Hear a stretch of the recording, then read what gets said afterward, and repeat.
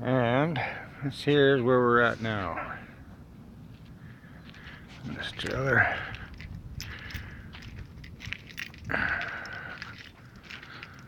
This here is where we started with the original hitch. You can see the adjustable channel there. And it's grown into a more or less gooseneck. As you can see in the back there, I only have an old beat up van. I don't have a pickup to bed mount this thing, so I made an adapter here. This thing here is going to be the piece that hooks up to the bumper hitch. There's going to be bolt holes in here that match those bolt holes, and this piece here will go up into here, and this vertical piece will go up into here and bolt in here. So it's convertible. It'll be bumper pull and gooseneck. And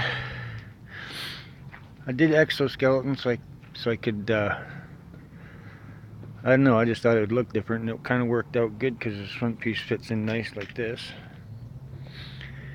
I had one little tweak. When I welded these up down the outside edge here in the middle, down this line here, it pulled it out a bit. So this one here, I did a little testy thing and I welded a little bit up on the inside, there and there. Pull it back a little bit, but it came back a little too far. As you can look down the rail here, you can see how she popped back in a little too far. This one I didn't weld at all, and it's damn near perfect. So I don't know, I might try a little bit of bead on the inside of this one and see if I can pull it in a little bit to push that one out a bit. We'll see. Anyway, yeah, so that's where we're at now.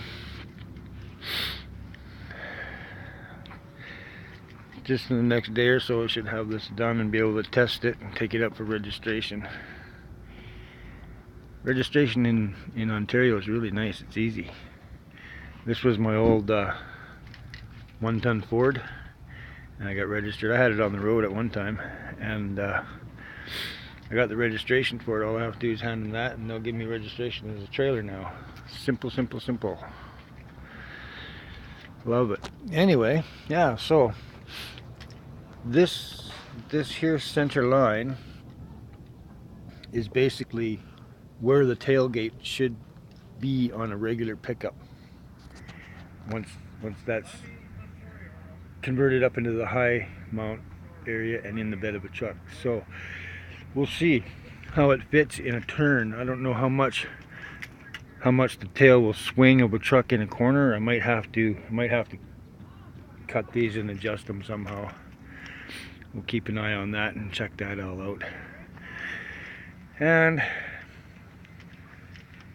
I don't know if I got this in my other video or not, but I misjudged my length on my 8-inch channel here, and I was about 2 feet short. So I put 4 inches in there on each side, made an 8 out of it, and that's why it's kind of all funky. But it should be good. I took a 4-inch channel, cut it in half, used the outside edge as a brace here, and the inside half I welded in there. That's gonna all be re-welded. Like, a lot of it's sloppy, more or less just single passed in. I'm going to go over all of it once it's all done and functional. I'll go all over it and weave a nice thick heavy weld in there for all these connection parts here and make sure it's going to be strong. We don't want it falling apart. It's just a single pass of 60-10, and remember now, this is all that 16-year-old 60-10 welding rod that was wet and dried and moldy. We're just going to see how strong that is. It's going to take us on a 1500K trip, and I think it's going to hold up fine. Once I get there and make my test finished, see how that rod welds. If there's any cracking, we'll look it over with the camera. But I don't think there's going to be. It came out pretty good. I had only 1 or 2 pieces of porosity, and that was easily fixed. There's a little hole there. yeah, stuff like that. But I mean, for old rod, it works good, and that's basically the reason why I'm doing it, to show people that 6010 isn't just a 6010, 6011 isn't just a crappy old rod because they got 7018s. 7018 is a superior rod, but 6010 is nothing to laugh at either. 7018 would never, ever in a million years be able to do this. You get it wet once, and it's basically 6010. It's brittle and it'll crack, and it's got hydrogen in it, water droplets basically. So I don't know. Anyway, it's coming right along, and it should be done real soon. Should be dragging it around on that thing pretty quick. And once it's able to be hooked up to the truck, or the van I should say, then it's time to do this. This front wall here is just going to get cut down here. Cut that off straight across to the top of the boards. And there's going to be a small deck on here just to carry some furnitures and a water tote back. And the heavy stuff will sit right on here because I'm not loading it up like it could be loaded with that van. It needs to be on the bed of a truck for something like that, I think. And I think I showed you guys before, this thing's hooped, rotten, ready to come apart.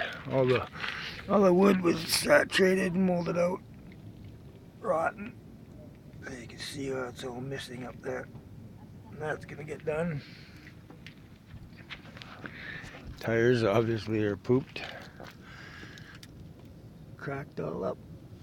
But yeah, that's how she's gonna come out. That's how she's gonna be.